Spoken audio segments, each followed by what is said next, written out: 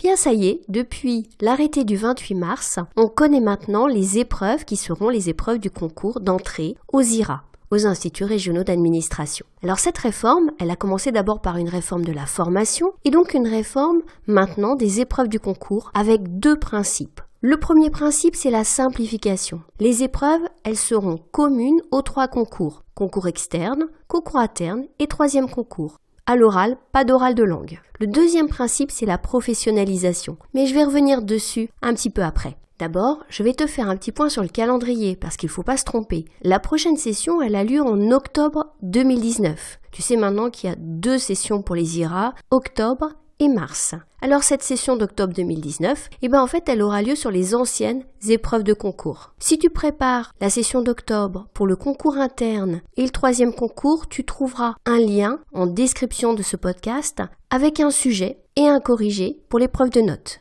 Et puis, des conseils dans la playlist que j'ai créée sur cette chaîne, donc sur la chaîne Plus d'options, sur ce concours des IRA, notamment donc sur cette épreuve de notes qui est une note administrative. Et puis j'en profite pour t'informer que l'IPAG de Paris-Nanterre, donc de l'Université Paris-Nanterre, vient de mettre en ligne son offre de formation pour la préparation au concours interne et au troisième concours. Et j'anime le cours de préparation à l'épreuve de notes, donc je te retrouverai peut-être, si tu habites en région parisienne, à l'Université Paris-Nanterre. En fait, c'est à La Défense et c'est des cours du soir. Tu es le bienvenu. Alors bien sûr, l'IPAC de Paris-Nanterre n'est pas le seul à s'être adapté au nouveau calendrier et tu peux trouver d'autres offres de formation, de préparation pour cette session dans les IPAG et les CEPAG. Alors je reviens maintenant sur les épreuves de concours réformées, c'est-à-dire la session de mars 2020 et les suivantes. J'ai dit tout à l'heure que le deuxième principe, donc à part la simplification, c'était la professionnalisation.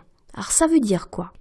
Essentiellement une épreuve de notes qui s'appelle maintenant une épreuve de résolution de cas pratiques, qui se veut vraiment opérationnelle, c'est-à-dire qu'on te demande de rédiger un document comme si tu étais déjà en poste. Alors tu as un dossier évidemment comme une note de synthèse, mais l'idée c'est pas vraiment de faire une note de synthèse. On te demande un document court, une note courte qui va introduire des documents annexés. Alors ça c'est assez particulier. Ça existe déjà dans d'autres concours, par exemple le concours interne d'attaché organisé par le ministère de l'Intérieur, où on te demande de rédiger un courrier par exemple. Ici l'arrêté qui concerne les IRA cite un certain nombre de formes de documents. Une rédaction d'un courrier, mais aussi une fiche de procédure, un courriel, un rétro-planning, un organigramme, un outil de communication et ne ferme pas la liste. Il pourrait y avoir d'autres types de documents que tu souhaiterais annexer. Et le texte emploie le pluriel. On dit que la note doit introduire des propositions de solutions pratiques qui prennent la forme de documents annexes au pluriel. En clair, on te demande de faire une note courte, il n'y a pas de longueur, mais il se peut que dans le sujet, on te donne une longueur maximale.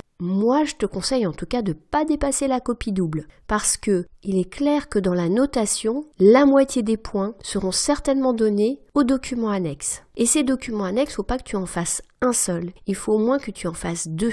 Donc clairement, dans la gestion du temps, il va falloir que tu fasses attention de garder suffisamment de temps pour ces documents annexes. C'est quasiment la moitié de l'épreuve. L'arrêté précise que le dossier portera sur des thèmes d'actualité des politiques publiques qui seront choisis par le jury parmi une liste fixée par arrêté. Alors, très bien, ça à vrai dire c'est toujours un peu le cas. Il n'y a pas vraiment de liste, mais la plupart des concours sont sur des sujets d'actualité des politiques publiques. Donc ici, rien de nouveau. Tu as intérêt bien sûr à t'informer sur les sujets d'actualité. Si tu es un petit peu au courant quand tu vois tomber le sujet, c'est toujours plus simple, tu iras toujours plus vite. Mais c'est quand même une note sur un dossier. Donc tu n'as pas non plus à apprendre par cœur. Ce qu'il faut, c'est se tenir informé des options prises dans les politiques publiques pour pas faire de contresens. Mais l'idée n'est pas là d'avoir un programme que tu dois apprendre par cœur. Par contre, il y a une deuxième épreuve d'admissibilité. Et là, clairement, c'est une épreuve de connaissance puisque c'est un QCM. Un maximum de 120 questions en 1h30, coefficient 2.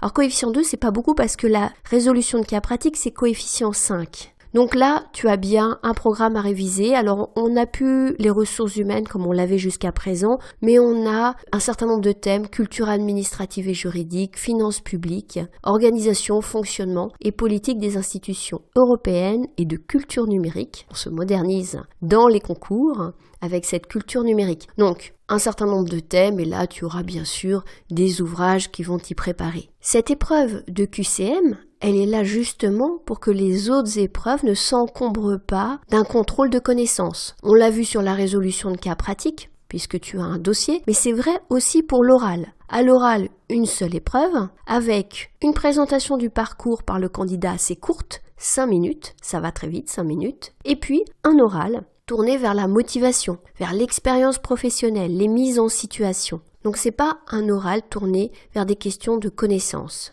Alors ce qui peut faire un petit peu peur quand même aux candidats du concours externe, c'est que cette professionnalisation, elle n'est pas si évidente qu'en soi-même, on est en fin d'études ou en cours d'études, on a peut-être fait des stages et peut-être pas. À l'écrit, pour l'épreuve de résolution de cas pratique, le texte dit qu'il est prévu que le candidat puisse faire référence aux acquis de son parcours académique et professionnel. Ça veut dire que tu n'es pas strictement obligé de te limiter au contenu du dossier. Mais il ne faut pas t'inquiéter véritablement là-dessus, c'est bien quand même une note sur un cas pratique qui t'est présenté, donc je dirais que là, sur ce point-là, pas d'inquiétude. Par contre, pour l'oral, il est clair qu'il faut te préparer, même si tu es encore étudiant, à adopter une posture de futur professionnel. On va chercher à te tester, à évaluer ta capacité à être ensuite, à l'issue bien sûr de la formation dans les IRA, un professionnel, un cadre de la fonction publique. Donc ça peut être des questions sur ta motivation, mais surtout sur des mises en situation.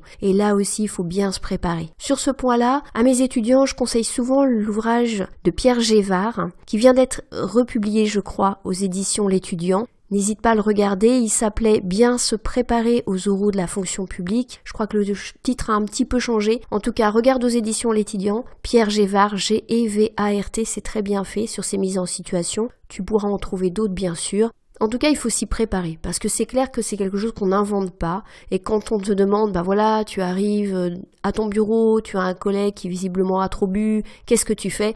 Clairement, il y a des réponses qu'il faut préparer pour pouvoir ne pas tomber dans les pièges, et en même temps intéresser le jury par la façon dont tu vas toi-même te comporter, et anticiper la posture que tu auras en tant que professionnel. Je reviendrai prochainement sur les épreuves de résolution de cas pratiques, donc sur les écrits, avec des exemples, des conseils pour t'y préparer, mais tu peux dès maintenant rejoindre un espace de partage d'informations sur Slack. Là aussi, tu trouveras le lien en description de ce podcast.